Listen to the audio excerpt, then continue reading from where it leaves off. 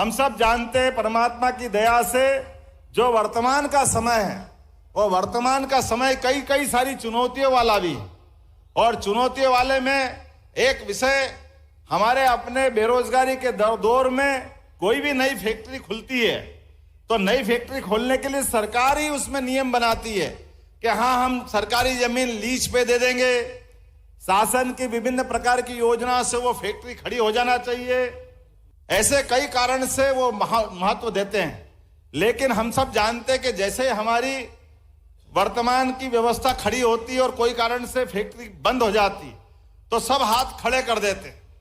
मैं इस बात को अच्छे से जानता हूं कि मेरे पिताजी भी मिल में काम करते थे उज्जैन में। मैं भी एक मिल मजदूर के परिवार से आता हूं और मैं वो पीड़ा समझ सकता हूं कि मिल में काम करने वाले मजदूर काम करते करते अपना परिवार पालन पोषण के लिए आगे बढ़ते हैं और ऐसे में वो फैक्ट्री अगर बंद होने के कगार पे पहुंच जाए तो प्रोविडेंट फंड से लेकर सारे मजदूरों का जो भी कोई देनदारी होगी उस देनदारियों से के प्रति किसकी जवाबदारी होगी। अब फैक्ट्री खुली 1923 में 60 साल तक ये हुकुमचंद बिल चलता रहा। 4800 से ज्यादा मजदूर उसमें काम करते रहे। लेकिन काम करते करते जब फैक्ट्री बंद हो गई तो मूल जिनने फैक्ट्री डाली वो तो कहीं और चले गए। और जैसा कि माननीय कैलाश जी भाई साहब कह रहे हैं, अब जमीन का मसला आया, नगर निगम हो, कलेक्टर हो, राज्य शासन हो, सब कहने को तैयार है कि भैया ये जमीन तो हमारी है, अब मजदूर की देनदारी हमारी जवाबदारी नहीं। और हाई कोर्ट में मामला उलझा देते।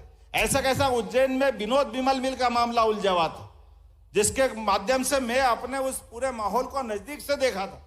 तो हमने कहा कि नहीं ये गलत बात, ये जमीन के माथे ये सरकार तो वही है ना, पहले हो सकता सिंधिया सरकार हो, होलकर सरकार हो, लेकिन बाद में सरकार बदल गई तो सरकार की जवाबदारी थोड़ी बदल गई। तो सरकार की दृष्टि तो विशाल होना चाहिए। मध्य प्रदेश के यशस्वी मुख्यमंत्री माननीय मोहन यादव जी का इंदौर नगर आगमन पर हार्दिक स्वागत। सौजन्य से डॉक्टर रिजवान पटेल व मित्रमंडल, सदर हजरत नाहर शाह वली दरगाह कमेटी खजराना, इंदौर।